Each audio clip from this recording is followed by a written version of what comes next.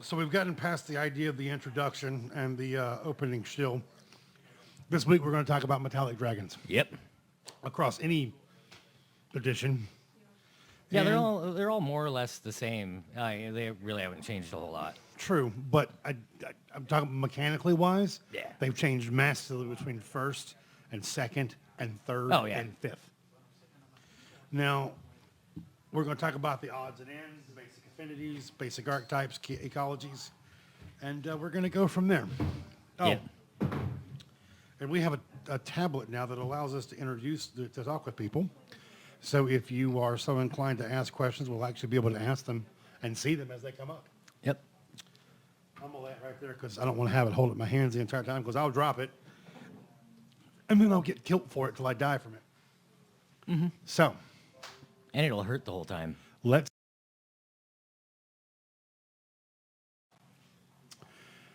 Your basic types, as far as I know, basic types, gold, silver, bronze, brass, copper. Yep. That's the, right out of first edition, that was pretty much all there was, until, the stuff, mostly, things like Dragon Magazine, they'd introduce a new type of dragon here and there. Dungeon Magazine as well. One of my favorite metallics, your favorite non-metallic, non-normal, quote unquote, is the steel dragon. Yep. Now, Yeah, they've got to be probably one of the coolest dragons in the game. I mean, they're literally as metal as it gets. pretty much. They've got in their natural form, which they don't go into all that often. They tend to prefer to be in disguise as a humanoid so that they can blend in cities and things like that. They have for their wings, instead of a membrane between them, it's like blades, which is really cool. Yeah, they're fun. They're very fun. Mm-hmm. One of the things that I want to talk about that I think is very important, so to say, about dragons, metallic dragons, is that they're considered to be the good ones. Mm-hmm. Do we already have questions? No, God, no. Yeah, that sounds good. All right. Keeps timing out. Anyway, Ah. let us know whenever there's questions. I know. It's the way it works. Things time out like that. Now, I like the iPad. It's just, I don't know the code. Anyway, so one of the things that I always liked about the dragons was they were the good ones. According to the first edition, they were just this. They had this many hit points and this much damage, et cetera, et cetera, et cetera. But they still all had like unique breath weapons, though, Right. too, just like the chromatic dragons. Big time change second edition age categories. Modifiers for age categories. Tail Yes. slaps, wing buffets. Yeah. The level of spells, the magic resistance, the treasure increase. They gave us a more broken down I thought they basic had idea. age categories in first ed as well, but it wasn't that robust. It was No, it more was like not. It was they just just more- got more hit points, did more damage. Yeah. Yeah. But the whole totality changes between the second edition of how the dragons age and how appropriate they are for age or whatever. What I thought was really nice. I did, however, miss one thing. First edition had those great tables in the back where you had the monsters, random monster generators, and there was a dragon sub table, and you didn't find that so much in the second edition. They weren't real big on those random tables anyway, as far as that goes. Yeah, I mean, they still had them, and in some of the other books outside of the DMG, there were kind of more specialized random encounter tables. Yeah. But I always enjoyed metallics, but I always thought they were a little smug for my taste, which is why I always liked bronze, coppers, and brasses. Mm-hmm. Silver dragons always struck me as almost like the nuns. They were regal and defined and beautiful and wise and caring. And oh God, you're boring. You're a fucking Sunday school teacher. Mm-hmm. Give me a good prank and a dirty joke with a brass or a copper dragon. Oh, or yeah. a good stirring war story with a bronze dragon, right? I always thought of silver dragons as kind of more like a kind of like your archetype of a paladin. They're the sort of righteous holy warrior type. And would fit in with paladins. In fact, Captain Shiny Tooth. in Curse of Strahd, there's a group of revenants that served the Order of the Silver Dragon, and they had an actual silver dragon that was like their patron, named Argynvost, and he was your stereotypical paladin. He was when they went to war, he was right out in front. If they started losing, well, it's dragon time. You remember Huma from Dragon's Lance? Oh yeah. Remember him? He rode a silver dragon. Mm-hmm. She fell in love with him. Yep. But that was... That's not how you get dragonborns. No. But that was interesting to me that... there we go. Oh, God, there's already a huge comment here.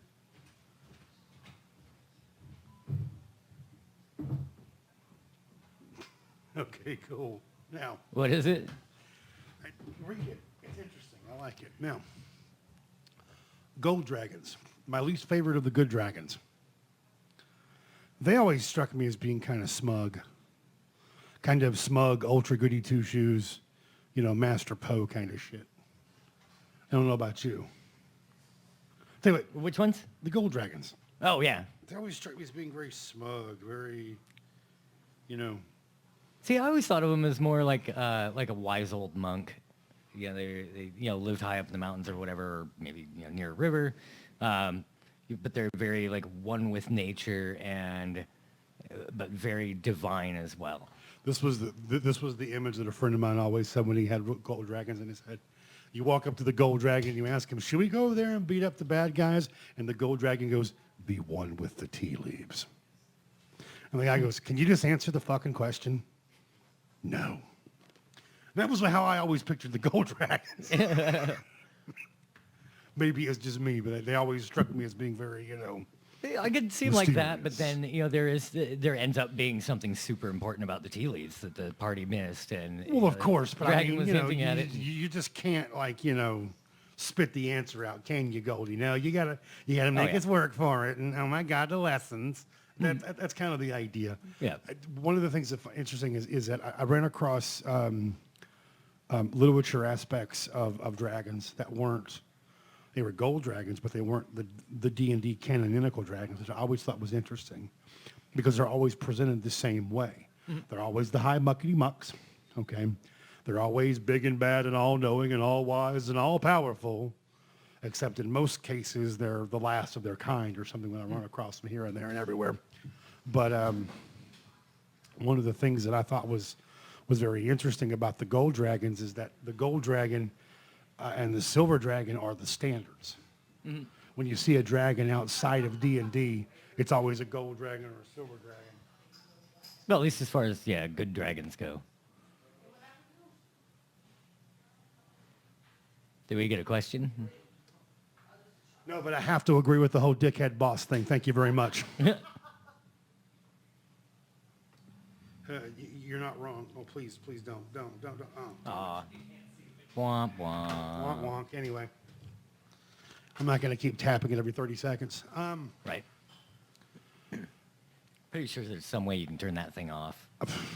Anyway, so one of the things that I've found about gold dragons, silver dragons, bronze dragons, brass dragons, copper dragons, is that their ecology is very different. Mm-hmm. Where they live is very different. It's kind of funny because you can sort of bleed other chromatic dragons over each other, mm-hmm. location-wise, but not metallic dragons. They have their own specific little areas, and that's it. And it's like their pissing matches are even more separate than the chromatics, and the chromatics are the assholes. Mm-hmm. Well, and the thing too, though, with the metallic dragons is their terrain type or where they typically like to live is usually there's a counterpart on the chromatic side. Well, yeah, they're always there to oppose someone else, mm-hmm. of course. Now, let me ask you a question. What's the most underutilized dragon in the bunch, metallic-wise? Out of just those ones? Silver gets used quite a lot. Brass, I think, would probably be one of the lesser used. I mean, bronze is pop up here and there. Anybody who's ever read any of the Dragon's Lance stuff, there was a dragon called Cupilex in a story called Darkness and Light, and it's a story where Kittiar and Sturm took off with a gnomish flying crew to the Red Moon of Lunatari. And they found a brass dragon guarding the obelisk of the young. And he was a brass dragon. And he was very, I liked him. And he's always the archetype I've always used as a brass dragon. You know, he's powerful enough in his own way. He's never going to be, you know, big and bad and, you know, rough and tough in the same sense. But he is definitely interested in getting his way. You know, I always thought of them, they were very, very... they're very selfish. They're very vain. Yeah, I would say more vain than selfish. You know, not selfish to the point of, like, actually going into, you know, evil alignment. No. You can be selfish and be a good guy. Oh, yeah. But they're a little more of a narcissist than a lot of the other good dragons. There's something that I thought was interesting going along that lines. I talk about that particular dragon in that particular setting. He used knockout gas on one of the on Sturm, Brightblade. And he said that, you know, you promise no magic. It's not magic. It's just a soporific gas that I have access to. You're so untrusting. And what he was doing was he was knocking Starm out to get him out of the way so the gnomes and Cardiara would go forth with a plot they were trying to get through. Yep. And that's what I mean by selfish. He wants to get things done his way, and he's not going to hurt you in the process because that's just counterproductive and gross. A little gauche. But, you know, at the same time, I'm not above that, you know. Copper dragons I always liked because they were made out to be pranksters and they told dirty jokes and they ate scorpions, you know, and they try to... I have to have them. There we go. Good Lord, have mercy. People are talking. Thanks for talking, by the way. That's really nice. I'm glad to see you all there. Okay, now. We're kind of out of sync right now, which is okay with me. I'm going to jump to something we were supposed to do after a song by you. Let's do this first, and then we'll go to your song, and then I'll go take my bathroom visitations. Actually, I might skip the song. My voice How is was your voice shot. doing? You don't feel good? Oh, yeah, it's just shot. I wore Okay. it out over the weekend. So. Well, then I'll end up doing some playing at some point and just like that sit works. here and Yeah, just noodle twiddle around for a bit or something. Dave can talk to the audience who's got the tablet. It's been kind of an interesting couple of days for me too. But as far as that goes, that's fine. What question? Uh-oh. There was a question in there. Suddenly Dragon, what do you think about the mechanic for the Toasty? I guess I'm wondering what Suddenly Dragons means, Toasty.